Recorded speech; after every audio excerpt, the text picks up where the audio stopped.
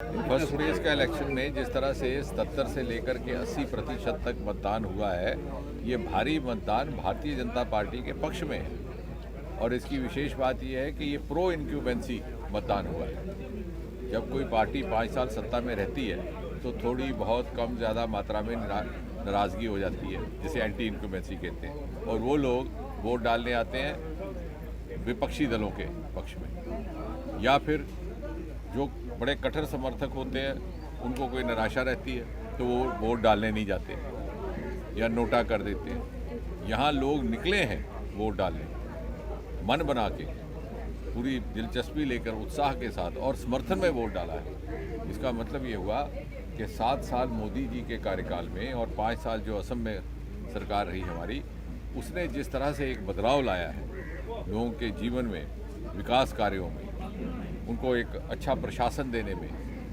उनके अंदर जो मानसिक दूरियां थी, जो उनको अलग थलग मानसिक तौर पर रखा गया था, इंटरलैंड, मैनलैंड, इस तरह की बातें कांग्रेस ने इतने साल शासन किया और उनके मन में डाली थी, उनको निकालने का काम किया। भारतीय जनता पार्टी ने दिन रात मेहनत की है पिछले 7 साल, लोगों का विश्वास जीता है, लोग इसे अपनी पार्टी समझते हैं और उनको लगता है कि हमारा भविष्य इसी व्यवस्था में सुरक्षित है।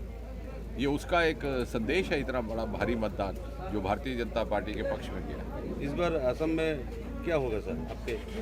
वही होगा जो 2016 में हुआ था। भारतीय जनता पार्टी की सरकार बनेगी और मोदी जी के नेतृत्व में केंद्र की सरकार के साथ पूरे के पूरे समन्वय के साथ काम करेगी। जो हमारे काम पिछले 5 साल में हमने शुरू किए उसको आगे बढ़ाना है और अब वक्त आ गया है एक क्वांटम जंप का, एक बड़ी तेज गति से आगे बढ़ने। सर, कांग्रेस और एडीएफ का जो गठबंधन हो गया, इसके बारे में क्या सोचना है सर आपको? उसमें ऐसा है, वो कांग्रेस और अजमल का गठबंधन नहीं है, वो अजमल और कांग्रेस का गठबंधन है। कांग्रेस ने अजमल को अपने कंधे पर बिठाया क्योंकि उनके पास कोई नेता नहीं, अपना कैंपेन आउटसोर्स कर दिया, उसे अपना चीफ मिनिस्टर कैंडिडेट बना दिया। इसी से कांग्रेस की जो बैंकरप्सी है लोगों के सामने आ गई। कांग्रेस के ही मुख्यमंत्री थे गोगोई साहब, इतने कद्दावर नेता थे, 15 साल मुख्यमंत्री रहे तरुण गोगोई। उनको जब भी कोई अजमल का नाम लेता तो उनको गुस्सा आ जाता था। वो कभी इस बात के पक्ष में नहीं थे कि हमने, क्योंकि वो असम के लोगों की संवेदनाओं को, उनकी संवेदनशीलता को, उनकी भावनाओं को समझते थे, उसकी कदर करते थे। लेकिन क्योंकि आज जो कांग्रेस की लीडरशिप है वो असम की जनता के साथ जुड़ी नहीं है, वो धरती के साथ जुड़ी नहीं है, उसे असम के लोगों की आइडेंटिटी, उसकी सिविलाइजेशन का एहसास ही नहीं है और अपने पास कुछ है नहीं। और इसलिए ये जो गठबंधन हुआ है इसका नुकसान भी उन्हीं को होने वाला है। भारतीय जनता पार्टी को पहले से ज़्यादा इस बार। सर, अजमल बोल रहा है कि ये गठबंधन जो है उनका सरकार आने का बाद तो जितना मात्रा से बन हुआ है सब खोल देगा। इसके बारे में क्या कहना? कहने की ज़रूरत नहीं, क्योंकि सरकार आएगी ही नहीं, तो जो वो कह रहे हैं वो होगा ही नहीं। ये सरकार भारतीय जनता पार्टी की होगी। धुबरी में कितना सीट आएगा सर? धुबरी में क्या होगा? धुबरी में भी हमें इस बार एक बहुत बड़ा क्रांतिकारी बदलाव आने वाला है। ये हमारा डॉक्टर सन्याल, आप जानते हैं ना, ये आपने 2 तारीख को जब यहाँ रिपोर्टिंग करनी है, आपने कहना है giant killer doctor Sanyal, BJP का कैंडिडेट यहाँ से जीता है। सर, ये धुबरी एलएसी में माइनॉरिटी का वोट कितना गिरेगा? ये हम माइनॉरिटी और मेजॉरिटी के नाम पर वोट ले ही नहीं रहे।